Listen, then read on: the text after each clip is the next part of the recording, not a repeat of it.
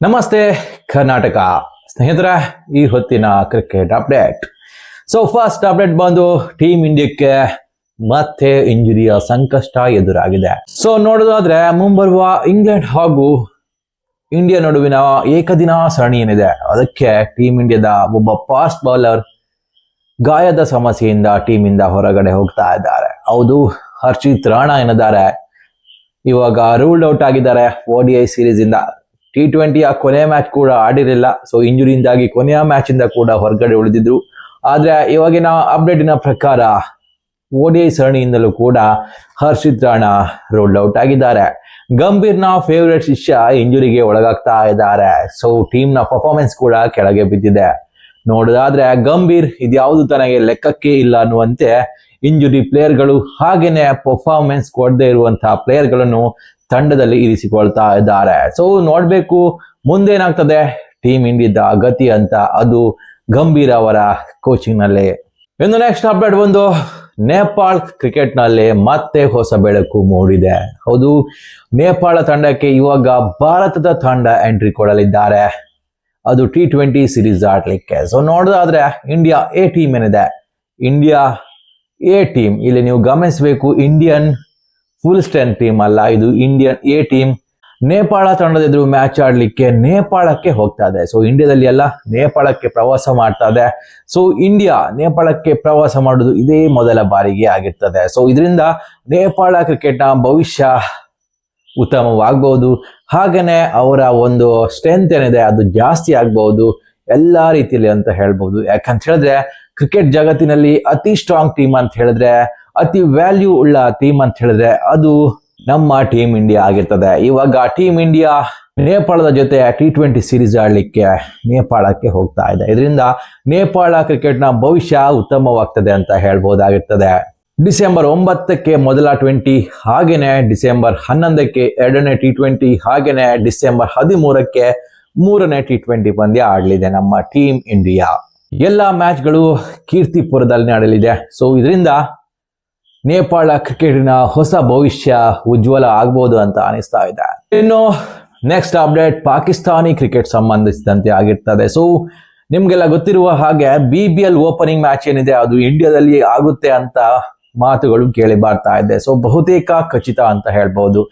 ಇದೇ ವಿಷಯಕ್ಕೆ ಸಂಬಂಧಿಸಿದಂತೆ ಇವಾಗ ಒಂದು ಹೊಸ ಅಪ್ಡೇಟ್ ಬರ್ತಾ ಇದೆ. ಏನಂತ ಹೇಳಿದ್ರೆ ಪಾಕಿಸ್ತಾನ ಇಲ್ಲಿ ಮತ್ತೆ ಖ್ಯಾತಿ ತೆಗೆದಿದೆ ಅಂತ ಹೇಳ್ಬಹುದು. ಪಾಕಿಸ್ತಾನ ಏನಿದೆ BBL ನ ತಂಡದಲ್ಲಿರುವ ಪಾಕಿಸ್ತಾನಿ ಪ್ಲೇಯರ್ಗಳು ಅಂದ್ರೆ ಇಂಡಿಯಾದಲ್ಲಿ ಏನಾದ್ರೂ ಓಪನಿಂಗ್ ಮ್ಯಾಚ್ ಆಡಿದ್ರೆ ಆ ಎರಡು ತಂಡಗಳಲ್ಲಿ ಪಾಕಿಸ್ತಾನಿ ಪ್ಲೇಯರ್ಗಳು ಯಾರಾದ್ರೂ ಇದ್ರೆ ಅವರಿಗೆ ಇಂಡಿಯಾದಲ್ಲಿ ಆಡೋಕೆ NOC ಕೊಡುವುದಿಲ್ಲ ಅಂತ ಹೇಳಿದಾರಂತೆ. ಇದರಿಂದ ಪಾಕಿಸ್ತಾನ ಹಾಗೂ ಇಂಡಿಯಾ ನಡುವೆ ಯಾವುದೇ ರೀತಿಯಾದಂತಹ ಸಂಬಂಧ ಒಳ್ಳೆ ರೀತಿಯಲ್ಲಿಲ್ಲ, ಅದು ಹೀಗೇನೆ ಕಂಟಿನ್ಯೂ ಆಗ್ತದೆ ಅಂತ ಹೇಳ್ಬಹುದು. ಅವರ ನಿರ್ಧಾರ ಸರಿ ಅಂತ ಹೇಳ್ಬಹುದು. ಇಂಡಿಯಾ ಮೊದಲೇ ಪಾಕಿಸ್ತಾನಿ ಪ್ಲೇಯರ್ ಹಾಗೆ ಪಾಕಿಸ್ತಾನ ತಂಡವನ್ನು ಇಂಡಿಯಾದಲ್ಲಿ ಆಡೋದಕ್ಕೆ ಬಿಡಲ್ಲ ಅಂತ ಹೇಳಿದೆ. ಅದೇ ರೀತಿಯಲ್ಲಿ ಆಗ್ತಾ ಇದೆ, ಮುಂದೇನೂ ಆಗುತ್ತೆ, ಅದು ಒಳ್ಳೇದು ಕೂಡ ಅಂತ ಹೇಳ್ಬಹುದು. ಕೋಚ್ ಗಂಭೀರ್ ಸ್ಥಾನಕ್ಕೆ ಕುತ್ತು ಬರ್ತಾ ಇದೆಯಾ? ಹೌದು, ಈ ರೀತಿಯಾದಂತಹ ಒಂದು ಅಪ್ಡೇಟ್ ಬರ್ತಾ ಇದೆ. ಏನಂತ ಹೇಳಿದ್ರೆ BCCI ಸೆಕ್ರೆಟರಿ ಸೈಕಿಯಾ ಏನಿದ್ದಾರೆ ಅವರು ಕೋಚ್ ಗಂಭೀರ್ ಹಾಗೂ ಟೀಮ್ ಇಂಡಿಯಾದ T20 ಪರ್ಫಾರ್ಮೆನ್ಸ್ ಏನಿದೆ ಅದರ ಬಗ್ಗೆ ಒಂದು ರಿವ್ಯೂ ಮಾಡ್ತಾರಂತೆ. ರಿವ್ಯೂ ಮೀಟಿಂಗ್ ಇರ್ತದೆ. ಅದರಲ್ಲಿ ಚರ್ಚೆಗಳಾಗ್ತವೆ. ಕೋಚ್ ಗಂಭೀರ್ ಬೇಕಾ ಅಥವಾ ಬೇಡವಾ, ಅವರ ಮುಂದಿನ T20 ಕೋಚಿಂಗ್ ನ ಬಗ್ಗೆ ಯಾವ ರೀತಿ ಇರ್ತದೆ ಅಥವಾ ಕೋಚಿಂಗ್ ನ ಬಗ್ಗೆ ಯಾವ ರೀತಿ ಇರ್ತದೆ, ಹಾಗೇನೆ ಟೀಮ್ ಇಂಡಿಯಾದಲ್ಲಿ ಯಾವ ಬದಲಾವಣೆಗಳಾಗಬೇಕು, ಎಲ್ಲಿ ನಮ್ಮ ಟೀಮ್ ಇಂಡಿಯಾ ಅಡವಿತು, ಇದೆಲ್ಲದರ ಬಗ್ಗೆ ಒಂದು ಚರ್ಚೆ ಆಗ್ತದಂತೆ. ಇದರಿಂದ ಕೋಚ್ ಗಂಭೀರ್ಗೆ ಸ್ವಲ್ಪ ಬಿಸಿ ಮುಟ್ಟಿದೆ ಅಂತ ಹೇಳ್ಬಹುದು. ಇವಾಗ ಕೋಚ್ ಗಂಭೀರ್ ಕೂಡ ಟೀಮ್ ಇಂದ ಹೊರಗಡೆ ಹೋಗುವ ಎಲ್ಲಾ ಸಾಧ್ಯತೆಗಳು ಎದ್ದು ಕಾಣ್ತಾ ಇದೆ. ಯಾಕಂತ ಹೇಳಿದ್ರೆ ಗಂಭೀರ್ ತನ್ನ ಈಗೋದಿಂದ ನಮ್ಮ ಇಡೀ ಟೀಮ್ ಇಂಡಿಯಾವನ್ನು ಹಾಳು ಮಾಡಿದ್ದಾರೆ ಅಂತ ಹೇಳ್ಬಹುದು. ಅವರು ಕೇವಲ ಕೋಚ್ ಆಗಿ ಇಲ್ಲಿ ಕಾರ್ಯನಿರ್ವಹಿಸ್ತಿಲ್ಲ, ಒಬ್ಬ ಪ್ಲೇಯರ್ನ ಟಾರ್ಗೆಟ್ ಮಾಡಿ ಇಲ್ಲಿ ಆಟ ಆಡ್ತಿದ್ದಾರೆ ಅಂತ ಹೇಳ್ಬಹುದು. ಹಾಗೇನೆ ನೋಡೋದಾದ್ರೆ ತನಗೆ ಇಷ್ಟವಾದ ಪ್ಲೇಯರ್ಗಳನ್ನು ಮಾತ್ರ ಆಡಿಸ್ತಾ ಇದ್ದಾರೆ. ಬಾಕಿ ಉಳಿದಂತಹ ಪ್ಲೇಯರ್ಗಳನ್ನು ಇಲ್ಲಿ ಆಟ ಆಡಿಸ್ತಾ ಇಲ್ಲ. ಇದರಿಂದ ಟೀಮ್ ನ ಒಂದು ಹಣೆ ಬರಹ ಎಲ್ಲೋ ಏನೋ ಅನ್ನುವಂತಿದೆ. ಅದೆಲ್ಲವೂ ಕೂಡ ಈ ಒಂದು ಮೀಟಿಂಗ್ ನಲ್ಲಿ ಚರ್ಚೆ ಆಗುತ್ತೆ. ಇದರಿಂದ ಗಂಭೀರ್ಗೆ ಹಿನ್ನಡೆ ಅಂತ ಹೇಳ್ಬಹುದು. ಹೇಳೋದಿಕ್ಕಾಗುದಿಲ್ಲ, ಗಂಭೀರ್ ಟೀಮ್ ಇಂಡಿಯಾದ ಕೋಚಿಂಗ್ಗೆ ರಾಜೀನಾಮೆ ಕೊಡಬಹುದಾಗಿರ್ತದೆ. ಯಾಕಂತ ಹೇಳಿದ್ರೆ ಒಂದು ವೇಳೆ BCCI ತನ್ನ ನಿರ್ಧಾರ ತಿಳಿಸಿದ್ರೆ ಖಂಡಿತವಾಗಿಯೂ ಕೋಚ್ ಗಂಭೀರ್ ಏನಿದ್ದಾರೆ ಅವರು ರಾಜೀನಾಮೆ ಕೊಡಲೇಬೇಕಾಗ್ತದೆ. ನೋಡೋಣ ಮುಂದಿನ ದಿನಗಳಲ್ಲಿ BCCI ಕಡೆಯಿಂದ ಯಾವ ಒಂದು ತೀರ್ಮಾನ ಬರುತ್ತೆ ಅಂತ. Next update, Pakistani spinner Usama Mir ಏನಿದ್ದಾರೆ, ನೀವೆಲ್ಲ ಕೇಳಿರ್ತೀರಾ. ಉಸಾಮಾ ಮೀರ್ ಒಬ್ಬ ಒಳ್ಳೆ ಸ್ಪಿನ್ನರ್ ಆಗಿರ್ತಾರೆ, BBL ಆಡಿರ್ತಾರೆ, ಹಾಗೇನೆ ದಿ 100 ಕೂಡ ಆಡಿರ್ತಾರೆ. ಸೊ ಪಾಕಿಸ್ತಾನವನ್ನು ಕೂಡ ಪ್ರತಿನಿಧಿಸಿದ್ದಾರೆ ಇವರು. ಇವಾಗ ಇವರಿಗೆ UK ಅಂದ್ರೆ ಇಂಗ್ಲೆಂಡ್ ನ ವೀಸಾ ಸಿಕ್ಕಿದೆ ಅಂತೆ. ಸೊ ಇದರಿಂದ ಅವರು ಇಂಗ್ಲೆಂಡ್ ನಲ್ಲಿ ತನ್ನ ಕ್ರಿಕೆಟಿಂಗ್ ಕರಿಯರ್ ಸ್ಟಾರ್ಟ್ ಮಾಡ್ಲಿಕ್ಕೆ ಇದು ಅವಕಾಶ ಮಾಡಿಕೊಡ್ತದೆ. ಅಂದ್ರೆ ಅವರು ಕಂಪ್ಲೀಟ್ ಆಗಿ ಇಂಗ್ಲೆಂಡ್ ತಂಡದಲ್ಲಿ ತನ್ನನ್ನು ತಾನು ತೊಡಗಿಸಿಕೊಳ್ಳಬಹುದು. ಅವರು ಮಾಡ್ಬೇಕಾದಿಷ್ಟೇ, ಪಾಕಿಸ್ತಾನ ಕ್ರಿಕೆಟ್ಗೆ ರಾಜೀನಾಮೆ ಕೊಡಬೇಕು, ನಂತರ UK ಪ್ರೊಸೀಜರ್ ಏನಿದೆ ಅಲ್ಲಿಯ ಡೊಮೆಸ್ಟಿಕ್ ಆಡಬೇಕು, ನಂತರ ಅಲ್ಲಿ ಉತ್ತಮ ಪರ್ಫಾರ್ಮೆನ್ಸ್ ಕೊಟ್ರೆ ಅವರು ಖಂಡಿತವಾಗಿಯೂ ಇಂಗ್ಲೆಂಡ್ ರಾಷ್ಟ್ರೀಯ ತಂಡದಲ್ಲಿ ಕಾಣ ಸಿಗಬಹುದು.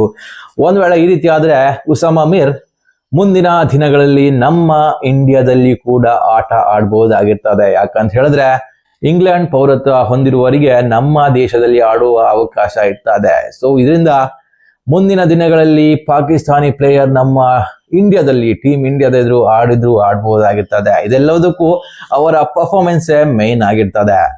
ಸೊ ಇದು ಈ ಹೊತ್ತಿನ ಕ್ರಿಕೆಟ್ ಅಪ್ಡೇಟ್. ಇಷ್ಟವಾದಲ್ಲಿ ಲೈಕ್ ಮಾಡಿ, ಹಾಗೇನೆ ಸಬ್ಸ್ಕ್ರೈಬ್ ಮಾಡೋದಂತೂ ಮರಿಬೇಡಿ. ನಮಸ್ಕಾರ.